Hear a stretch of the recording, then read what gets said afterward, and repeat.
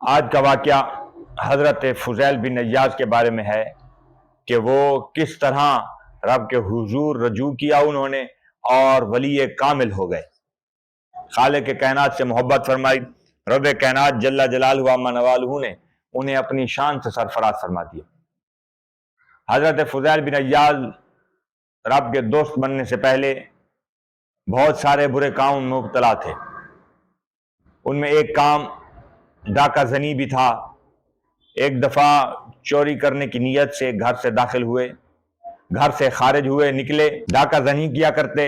ایک دفعہ چوری کی نیت سے گھر سے نکلے اور جا کر ایک گھر میں داخل ہوئے اور اس کی چھت کو اوپر سے کھولا، نیچے ایک شخص بیٹھا قرآن مجید کی تلاوت کر رہا تھا۔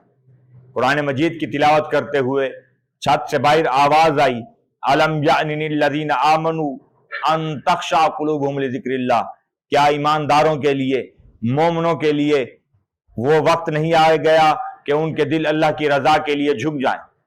حضرت فضیل بن عیاض نے جب اس کی بات کو سنا اور اس کے کلام کرنے کو سنا کہ خالق کائنات یہ اپنے بندے سے کلام فرما رہا ہے، چھت کو وہ یوں ہی بند کیا، باہر آ گئے، دھاڑیں مارتے ہوئے جنگل کی طرف چلے گئے اور آپ کے حضور توبہ استغفار کرتے رہے۔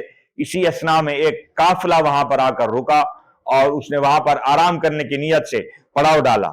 کچھ ہی دیر بعد ایک شخص نے قافلے میں صدا لگائی کہ اے لوگوں، ہم نے غلط جگہ رکنے کا فیصلہ کر لیا اور ہم غلط جگہ پر رک کر آرام کر رہے ہیں۔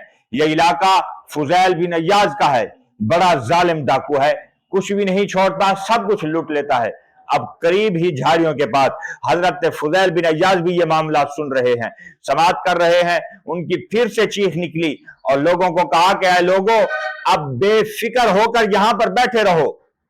فضیل بن عیاض اب لوٹنے کے قابل نہیں رہا، اب وہ تو خود لٹ چکا ہے، وہ کیسے لوٹے گا؟ اس نے سب کچھ اللہ کے حضور قربان کر دیا ہے، اب اس کے پاس اور کچھ بھی نہیں باقی بچا ہے۔ تو حضرت فضیل بن عیاض نے قافلے کے ہر ایک شخص سے معافی مانگی۔ معافی مانگنے کے بعد معافی مانگتے مانگتے ایک یہودی کے پاس پہنچے، ایک یہودی کے پاس پہنچے اور یہودی سے کہا کہ میں نے تیرا بھی بڑا نقصان کیا ہے، لہذا مہربانی کر تو مجھے معاف کر دے۔ تو اس شخص نے کہا، اے فضیل، میں تجھے تب معاف کروں گا جب تو میرے سامان کو واپس کرے گا۔